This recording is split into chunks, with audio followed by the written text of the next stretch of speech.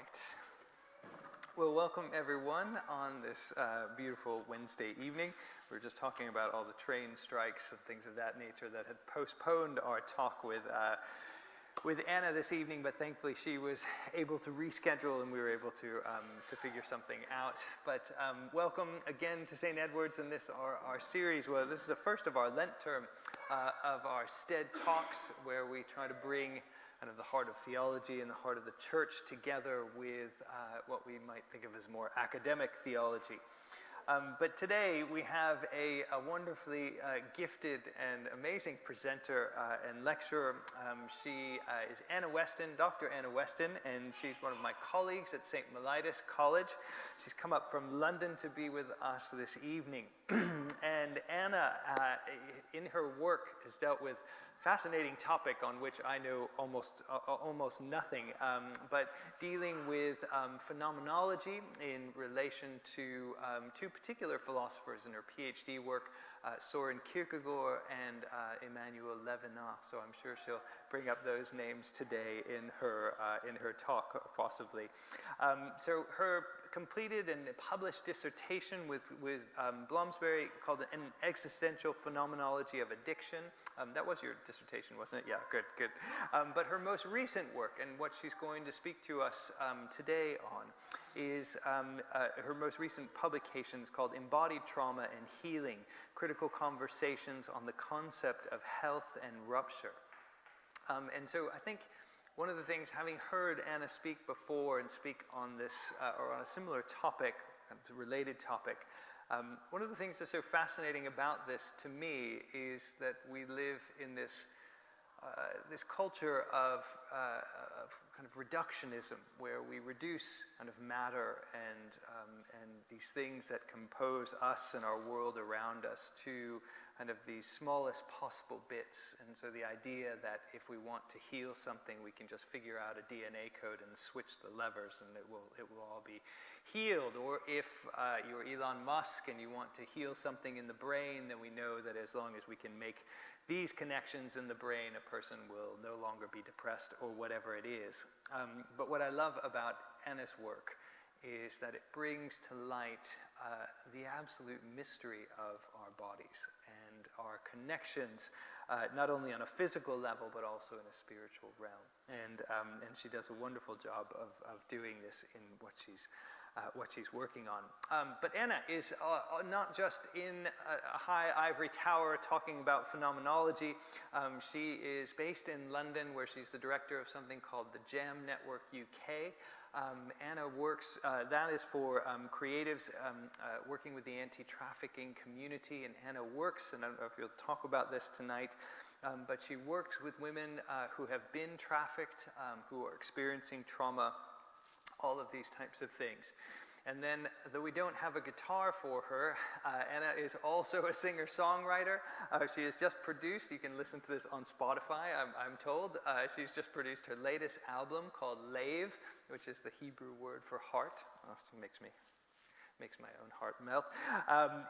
You can go listen to that on Spotify. Sorry, we're going to try to get it playing through the speakers before before our talk this evening, but we couldn't manage to figure that out. Anyway, it is a delight to have Anna with us. As normal, she'll speak to us first, and then we'll have a time for Q&A afterwards. But let's welcome Anna to come and speak with us this evening.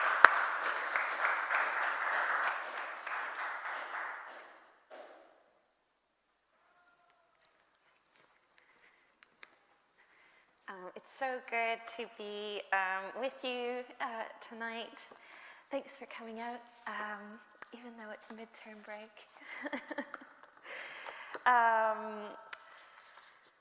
So I'm going to speak on trauma and the experience of trauma, and particularly trying to look at it through the lens of philosophy and theology.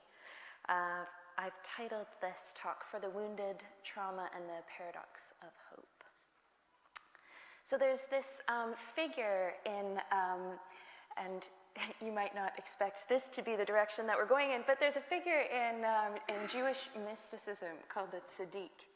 And the tzaddik, one of the tasks that the tzaddik is charged with as the righteous one is with the mending of the world's wounding. Through this act of tikkun olam, or the mending of the rupture of the world. Now, in many mystical texts, we see that this mending occurs, the righteous mending of the world occurs not only spiritually in terms of acts of righteousness, but also physically in acts of justice lived out in communities. There's a healing process that the tzaddik is charged with of the suffering that remains. And there's a messianic element in this. And I think there's such an interesting element, element of Christ in this tzaddik's task, who is charged with the mending of the rupture of the physical and spiritual world. Now, this is kind of a mystical rendering of the situation of trauma. In more modern renderings, the rupture can be read poetically in lived experience. You've got someone like Yehuda Amichai, who writes in Savage Memories about the way that war speaks, suffering that remains and distorts the present reality. He says, "I think of the bullets that did not kill me but killed my friends. We must now balance everything with heavy dreams and set savage memories upon what once was today." In his words, he's speaking of an ongoing effect of a past experience on the present reality. And the interesting thing with this is that it's both narratively placed in the language of how we speak about our lived reality, but it's also bodied in the experience of the body now. There's this memory of the past, something that's happened in the past, that's lived out, not only in our minds and our psyche, we're going to look at that in a second, but also in our lived experience of being bodies. There's also, in these widespread accounts of trauma, this really interesting ambiguity as to what actually constitutes trauma. And it's a very current expression, current situation. We're talking about trauma, after COVID and in terms of what's happening in Ukraine. And there's kind of an it moment for trauma, which is like, oh, I can't believe it. When we do these niche studies, all of a sudden, there's limelight. And one thing that you kind of look at, particularly in working with people with trauma, and I've worked with individuals with, especially with sexual trauma from being trafficked to the UK, you see a real subjectivity in the experience. So you have these general accounts, but then you also have really specific ways in which an individual is affected. And I think this is so interesting because this is really speaking the language of philosophy and of theology, looking at the particular existence of this human being, and they're living in this reality. They're undergoing of suffering in their reality. Ogden et al. Say, they speak about this subjective experience, and they say that long after the original traumatic events are over, many individuals find themselves compelled to anticipate, to orient to, and to react to stimuli that didn't directly or indirectly resemble the original traumatic experience or context. So for an individual, that might be the experience of nightmares, where suddenly they're pulled back into a violent moment or a sound. It could be the presence of a particular figure that just connotes an experience that is not present now. They're safe now, and yet is experienced as a hazard in the present. Van der Kolk, you might be familiar with his work, The Body Keeps a Score, says the overwhelming experience of trauma is split off and fragmented so that the emotions, the sounds, images, thoughts, and physical sensations related to trauma take on a life of their own. And this is really interesting. How can an event that happened actually be experienced in such a way that it distorts or colors, shapes our current lived reality? And so kind of theorists look at this ambiguous kind of this mystery of trauma and how it continues to affect us, and they try to figure out how do we conceptualize this so that we can actually use this in a helpful way. The Diagnostic and Statistical Manual tries to develop more of a medical account of it. And this is actually developed after Vietnam, where a lot of the Vietnam vets came back and they all exhibited kind of widespread similar symptoms. And they were saying, well, how can we help this population? How can we actually give medical intervention so that we can help this particular population? And this is where the definition of post-traumatic stressor-related disorders came in the DSM-3 for anyone who's really interested in that information. And that really looks at how a particularly violent event can rupture the exposure to a particularly violent event can result in an experience of intrusive symptoms, persistent avoidance of particular stimuli, alterations in consciousness, and reactivity, and they're all associated with this past event, but they're being experienced now. So this is a helpful way then for psychologists, for clinicians to look at and try to treat it through the diagnosis of post-traumatic stressor-related disorders. Now, all trauma is not reduced to PTSD. And actually, the Diagnostic and Statistical Manual is not the first site where we see trauma, because it's a lived experience that humanity has undergone since its beginning. You see it in sacred texts. You see it throughout the Bible. Displays of experiences of trauma, either experienced by populations, by whole communities. You see it in the Hebrew Scriptures. You see it by individuals who experience trauma. You see the martyrs. You see Jesus himself undergoing an incredible experience of trauma, actually. And you see it in mythology. In the Odyssey, you have accounts of war where the trauma is physical trauma, war. And then you have kind of analytic accounts of trauma. And this is kind of looking like what actually is going on under the surface. And this is just kind of fascinating. It really was detective work that was being done. People like Genet and Charcot, they were looking at people had certain kinds of symptoms, or women with hysteria that were exhibiting the same symptoms as people who had experienced railway accidents. And what was kind of going on there?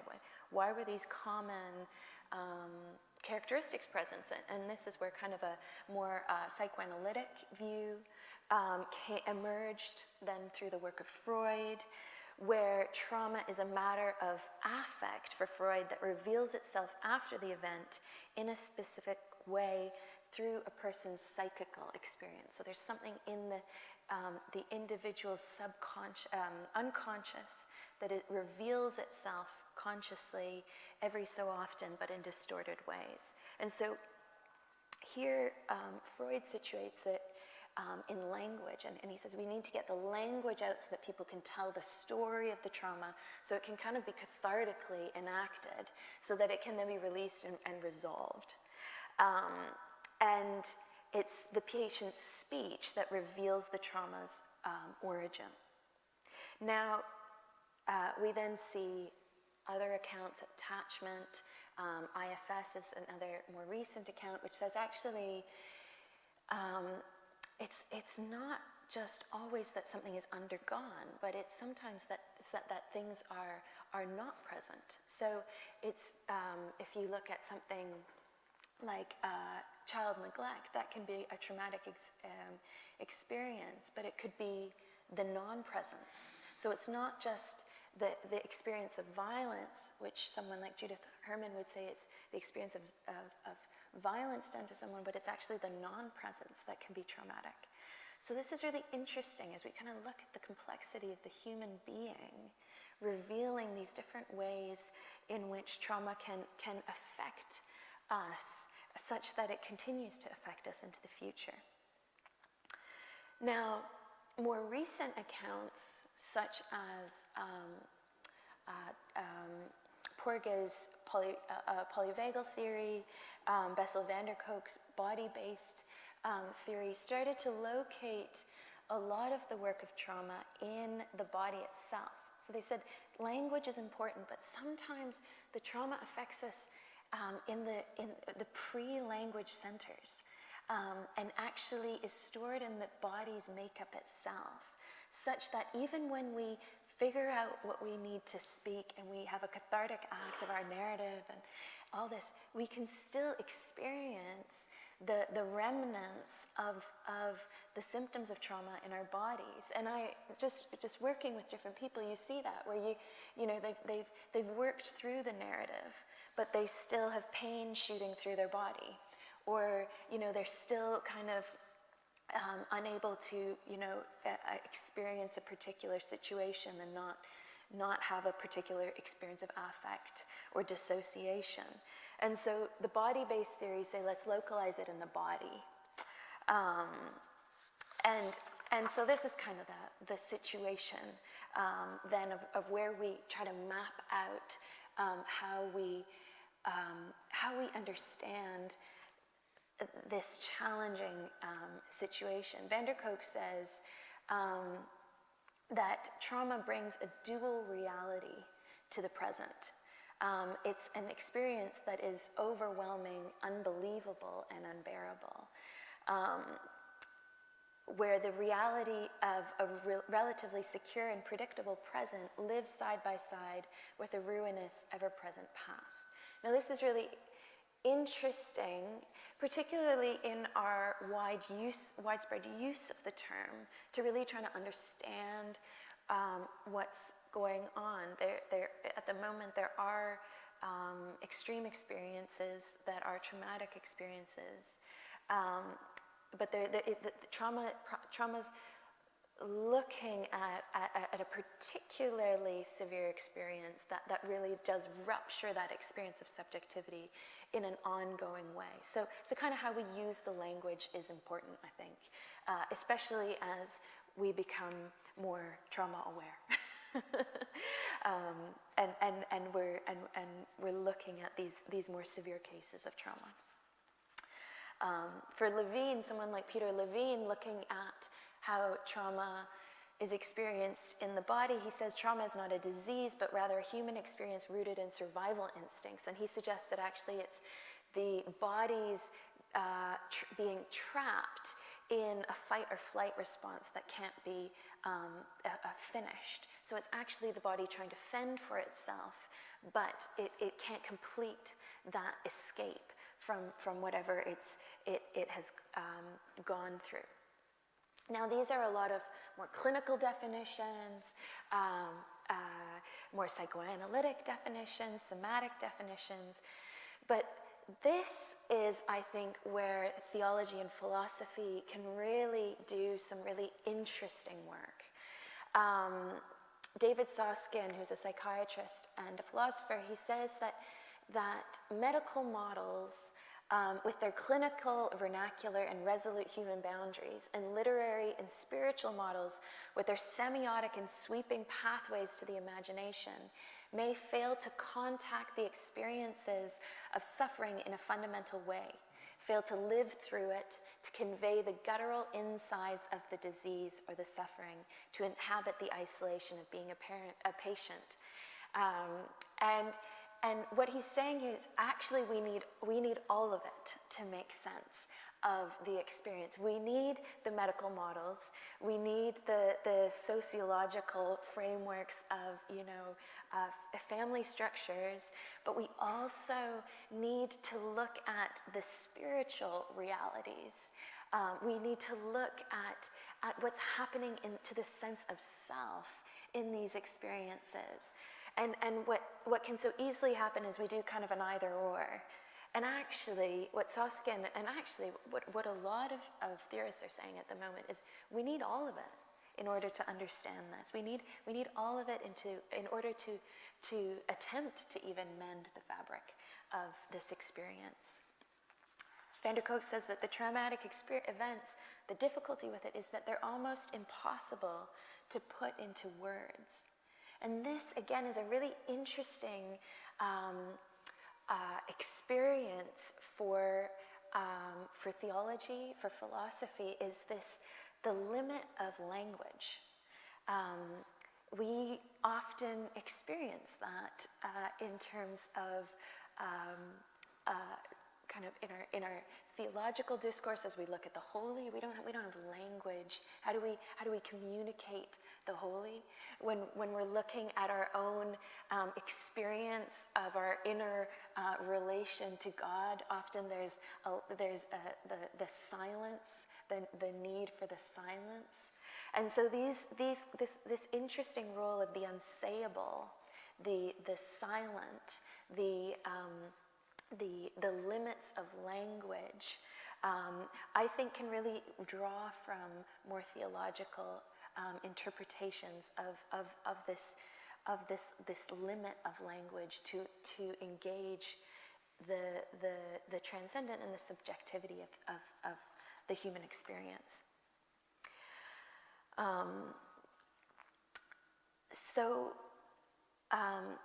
How then can we look at trauma and theology? There's many different really interesting accounts of trauma and theology that are emerging at the moment. Trauma impacts multiple planes of experience, and so as we look at those multiple planes of experience, we can take theologies of these various experiences. So we have, for instance, the idea of the suffering Messiah, the role of Christ in joining with our suffering. That's kind of a Moltmann's redemption of suffering. And then we have Margaret Adams' kind of resistance to this, where actually she situates the otherness of God and the immutability of God as a source of healing for those who are undergoing suffering, that God actually in the midst of being able to suffer also doesn't change, and such that our suffering reality is still held in God's God's beginning and end, and this experience of this holding, this kind of steadfast holding. Shelley Rambo looks at the role of Holy Saturday as an account of making space for trauma without rushing into the Resurrection Sunday. She says, actually, for us to have a theological account of trauma, we need to make space for this sensed separation from God, this sensed abandonment despite the presence. And she sees the role of the Holy Spirit here as a particularly key presence in the person who suffers with trauma, that there is still an undergoing of trauma. There's an undergoing of suffering, despite, we know the eschatological end, but that's not the experience right now. And she suggests we need to delay Holy Saturday, she says, to make room for this. We want to make space for the experience of suffering. And I think this is an important piece, particularly in doing theologies of trauma, because in order to really do the work of the tzaddik, to really mend the wounding, we really need to know the wounding.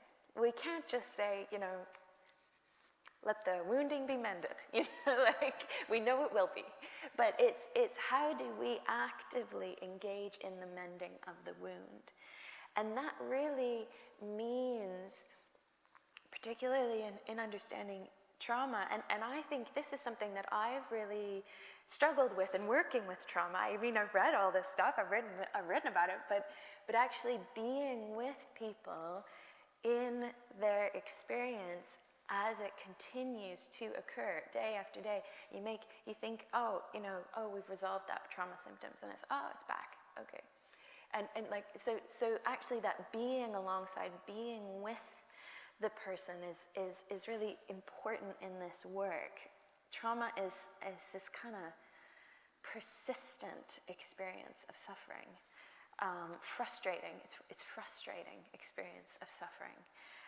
And yet, as we hold these experiences, there's profound and incredible moments of grace, moments of humanness that are revealed, moments of vulnerability that I think they can show us about what it means to be creatures and creaturely in relation to God.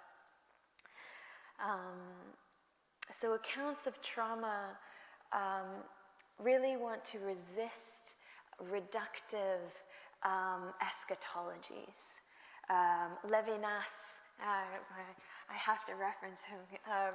He says that we cannot give a theodicy of sense-making of another person's suffering, but rather we're asked to enter into it and create the exit for that. And that's a very kind of Jewish kind of understanding of the mending of experience. But I think that's also one that Christian theology can draw on, this idea of resisting too much sense-making, but entering into the experience of the other.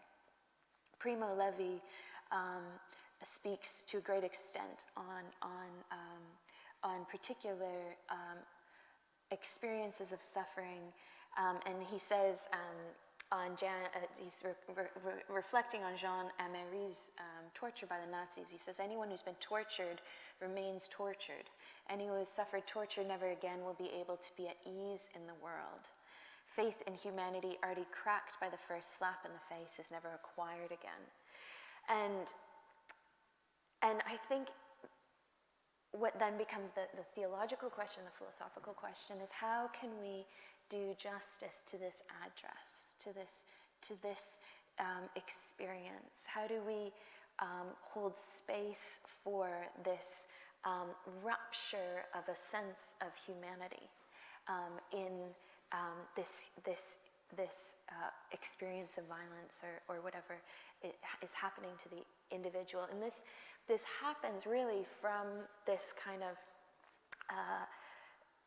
this conceptualization that trauma occurs in the memory, it occurs in the body, it occurs in the spirit, it occurs in the psyche, and it's all of this together that needs to be held in order for us to be able to first of all, even give an account of what's going on, least of all, look at healing it, and what that might look like. Ricoeur says, what mode of being belongs to the self? What sort of being or entity is it?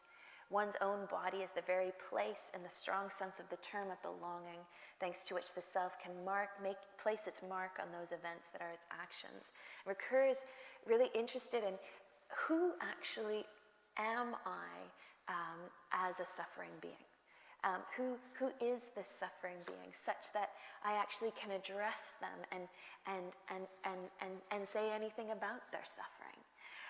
And I think this is really, really, really interesting and important work, looking at exactly who is it that is suffering. So we are called kind of if we're looking at this theologically, is looking at addressing the subjective one, that individual who exists as one before God. And it's also a call, a kind of theological call of social responsibility. If you look at experiences of trauma, you can have experiences. Well, you have, for instance, the earthquake, which situates. That's a non, that's an act of God, human. But often they're acts of violence. They're breaches of justice. And so as we address this theologically, I think, in terms of trauma, we also need to situate it in wider conversations of justice, breaches of justice, our need to respond and to provide exit. And this is again where Levinas calls for a kind of social responsibility, where he looks at the cry or the groan, the original call for aid, and he says, for the help from the other whose exteriority, who's outside of the trauma, creates a salvation, an exit. This suffering or undergoing, he says, can be exited through the aid of the other.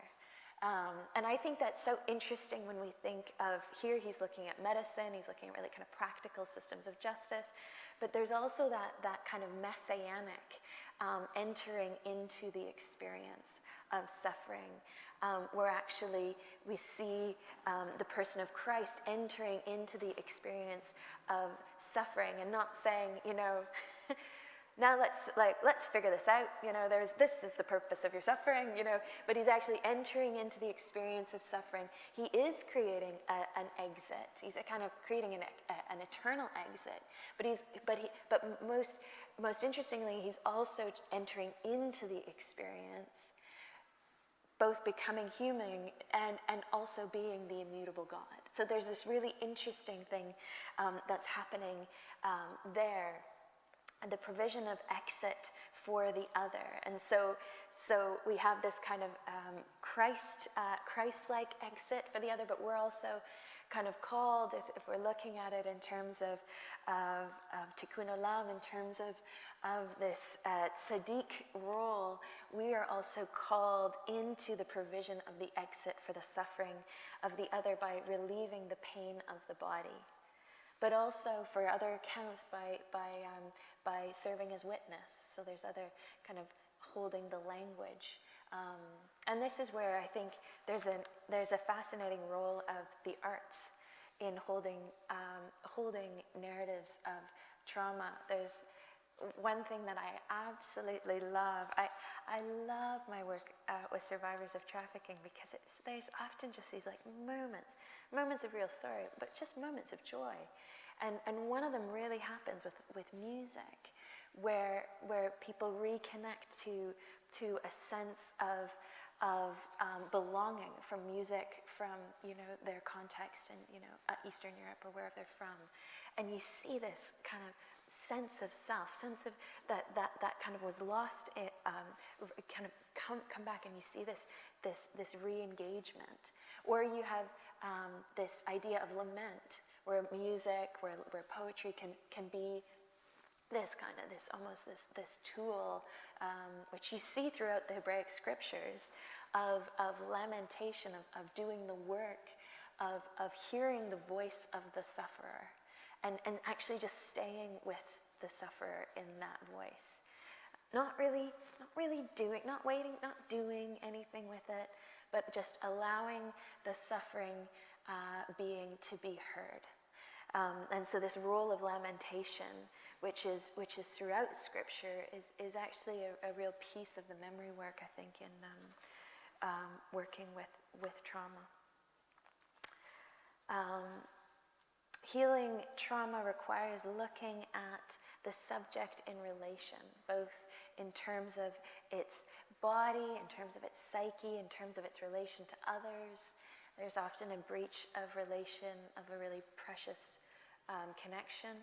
How do you orient an attachment to the world when these secure bases of attachments have been breached? But there's also this divine relation that we believe that the individual is engaging with as well. Mahmoud Shwana says that traumatic recovery is the recovery of a population, the mending of the bits and pieces of a body, and the mending of phenomena itself. And this requires an impatience of hope and a belief in spite of suffering. And this is really interesting. There's fascinating work done on this in terms of what's called an existential version of health. The WHO sees health as the absence of disease, of kind of full absence of disease. And Ulla Sigurdsson, who's a philosopher and theologian, puts forward this idea of existential health. And he says, let's be honest, we're not really ever going to be fully absent of disease and disorder. But what he wants to suggest is actually vulnerability, and actually the site where trauma happens is in the vulnerability of the human creature. And vulnerability is part of being human. And what he suggests is that there's an existential health that involves reconstructing ourselves and our world in the midst of undergoing suffering, which is, he says, itself a kind of health insofar as suffering is a part of the human experience of being vulnerable. And so he says, I can be both unwell and healthy. And he situates this as a kind of existential health. For Kierkegaard, the suffering is part of the human condition. You know, he's of Lutheran of connection, and he sees actually part of the human experience is that we are undergoing suffering.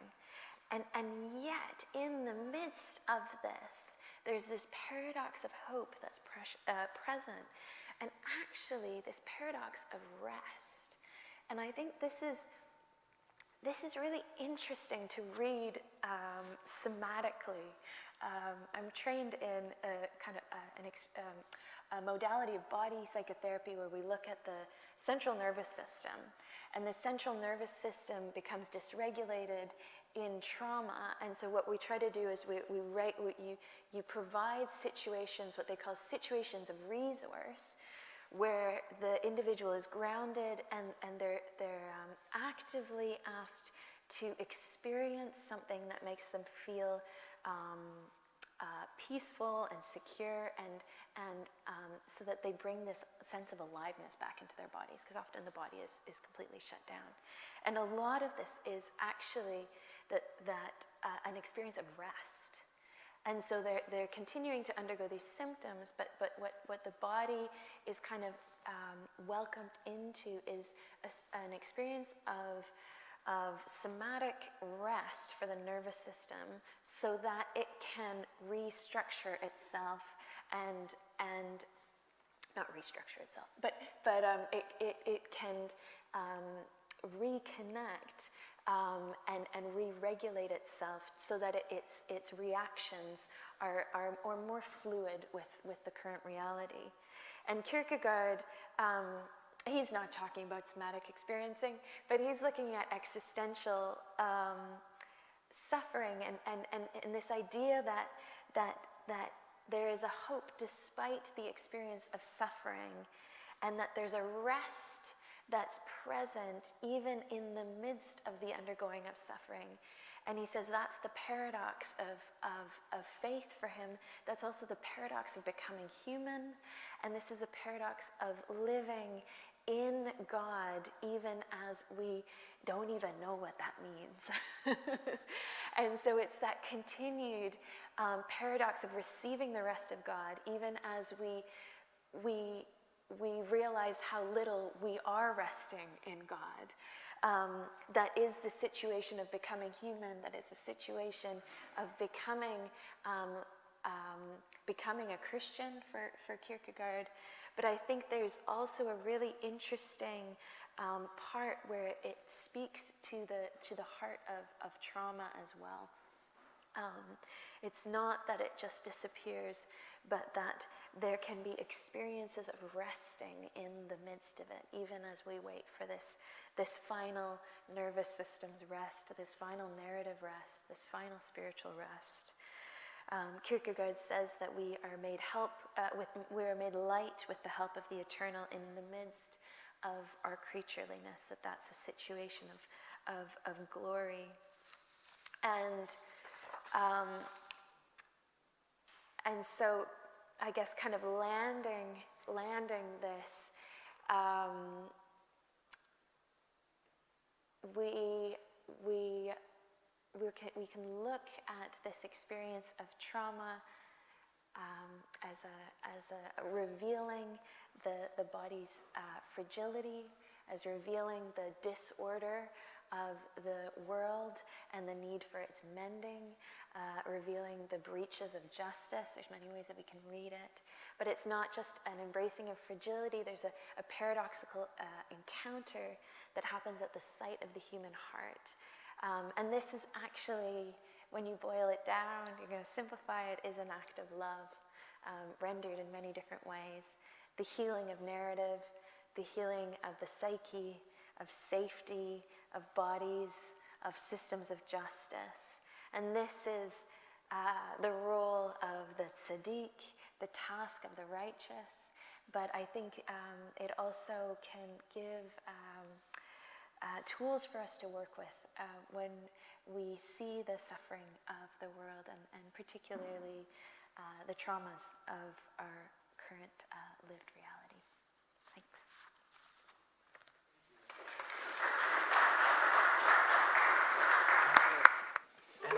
Thank you so much. That was such a treat and such a different subject, I think, than we've ever had here at St. Edward's on our STED Talks. I love the way that you framed your whole talk within this Jewish notion of the tikkun olam and the healing of the world. And I've kind of read some different things about that, but I think there was one phrase in particular that stuck with me that you said. When you talked about that there was the need to mend the fabric of one's experience, and I just love that. I love that image of mending something in terms of our experience in this world. And you kind of gave some examples of different, how it could happen through the arts or through music, and I think maybe music being such a powerful one that is oftentimes. If it is just sound with no lyrics or anything, just the sound itself and how that can resonate through our bodies and maybe enact a healing that we don't even know can happen.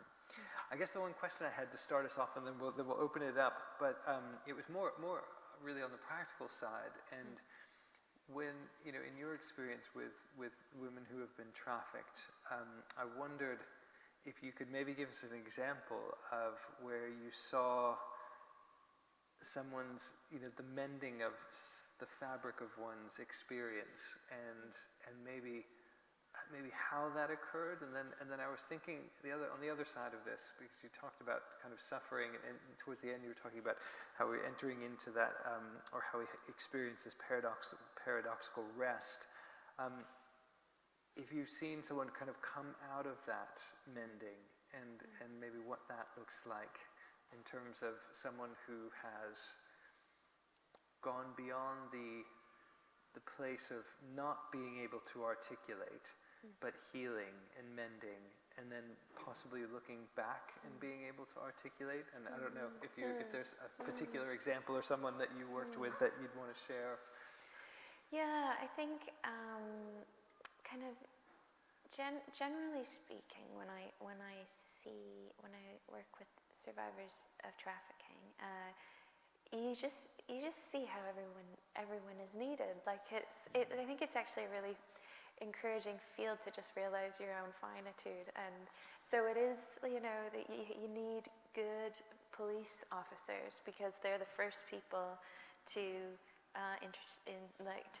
often intercept traffickers. And if there's a kind of breakdown there, then it's a breakdown in trust. And so if you have good police officers, you have volunteers who are walking alongside these people in community, because so often there's not enough social services in terms of resources. You have incredible safe houses. I think in the UK there's some really good safe houses, and Medai Trust, Bakita House, and where people are taken in and just held, particularly as a lot of them have to seek asylum. So there's people, then lawyers that come in, and so it really is a whole community that's required. And when you see that, and you see that kind of consistent effort, and often it's that there's one person who's just making sure that the person isn't lost, and that I know this particular woman, and that's just what she does. She makes sure that no one's kind of lost, and so she'll just walk with the people through the asylum seeking process, through, they get out of shelter, they need a place to live, and I think that work and what she does is incredible. Very mundane, but that's amazing, it. And in terms of looking back, working with survivors at the moment, we're working with survivors who are in a place of wanting to reflect on it in art. So there's a sense of knowing themselves. That there's a wanting to do something, not just with the experience, but with their skills as a writer or a musician. That's quite exciting. Or others, there's an account in the book about a Palestinian who as part of her process of healing was looking at how do I create dialogues of reconciliation. So those are kind of the healing process is continuing to be passed along. Great, thank you. Questions from anyone? Josiah, we have one in the back. Thank you so much, Anna. That was really, really beautiful and very interesting to hear. I was really interested in what you mentioned about music and what specific role music, if you could say a bit more about the role that music plays in that process. And maybe, I don't know if it's known, or like what specifically within music is particularly valuable in the process of healing of trauma. Thank you very much. That would be great. Thanks. I think you could write a whole PhD on it. I think because it depends on the theory. So what is the music doing? So you could look at, for instance, if you have a folk song, that's a song that the person is singing, and so there's a sense of place. So often the person is not in the physical place. So it's a remembering of a home. And that sense of containment that home brings, if it's a safe home, if it's a good memory of home, of stability, of times of peace. So there's something there in terms of the experience of the song, a familiar song. If you look at it somatically, you can look at the particular resonances of music. There's a lot of kind of work on percussion and all what's actually doing to the nervous system. So there's work there, kind of what kind of music. If you're looking at narrative, it could be that the particular narrative has an almost psychoanalytic, quality of making kind of a sense making of and that's kind of why certain songs, we sing them all the time, and it's like, oh, I feel so good after that song, like just explain my experience, and there's kind of an identifying with the narrative of a song, which can be helpful. So lots of, it could be that you're collaborating with other people, so you have that sense where often the relations to others can feel really tenuous and ruptured. You're making something together, and so it's a safe place to reconnect with someone, with others. Yeah. Hayden, how about you? Thank you. My question, I guess, is how you think about the resurrection life and just how that associates with trauma. And I guess the kind of obvious place to go is the wounds of Christ or resurrection body. A theologian I work on tells a kind of apocryphal story about a saint who has this appearance of Christ to him, and he goes, hang on, you're sainted. And then this figure who's masquerading as Christ says, how did you know? And he said, I can see you have no wounds on your hands. So it's kind of this like this trauma that Christ endured kind of continues into resurrection life. How does that compare with, how do you understand that to compare with having people like us? I guess I feel like it's a question of sort of analogous to the question of disability theology as well. Especially for people who have experienced trauma from a very young age. It's almost, I imagine, inseparable from who they are in some key ways. So I don't know, just if you want to respond. Yeah, thank you. It's a really interesting point. Selena Stone, our old colleague, has done a lot of work on the wounds of the resurrection body. So I would probably draw on her to look more in detail at that. I think I've avoided speculating about the significance of the resurrection body, mostly because I come from philosophy, and I'm interested in the phenomena as it is presented now. But I think that the resurrection contains that hope of possibility in the midst of the real undergoing of suffering in the present. And so I think it's that there's two realities present in this experience, and how do we hold on to that hope of Christ and this kind of idea of, I guess, Kierkegaard's idea of being made light by the help of the eternal in the midst of something that is very, very heavy. So it's that's probably not a very good account, but I think that's where I would probably go with it right now. Yeah.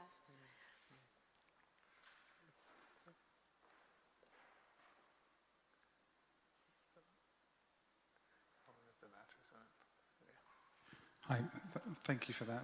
That was really interesting. I was struck, though, with something you said about the limitations of language. And I was also interested in the practicalities of that, certainly when you're dealing with people who are trafficked, with their understanding of the word trafficked and their understanding and the consequences of that. I wonder if you could just talk a little bit towards that in terms of the practicality side of it. Yeah, thank you. I mean, it's very interesting. There's lots of implications, really kind of practically speaking, in terms of a lot of people don't know that they're being trafficked. It occurs by a trusted member that they know, or they're not aware of it. And they're often very ambiguous situations that are kind of, there's a lot of mixture of various things. You've maybe paid someone to do something, so it's some of it, and so the problem with language is if they go to police and their first account is put in paper, how they render their account can decide their status. and whether they can seek asylum. And so often people have to go back to the language of these first accounts. And if they're traumatized as well, which they will be often, then that'll affect their abilities, as well as it won't be their first language often, unless it's internally trafficked or it's available to them. So those are kind of really practical. So that's where things like translators are really important, and even how the person is addressed in the process of taking those initial notes. So I work at St. Mary's University, and we do this MA in human trafficking, and a lot of the work that we're doing is working with police and detectives, and because they're really looking at how do we work with these kind of really practical realities. Yeah.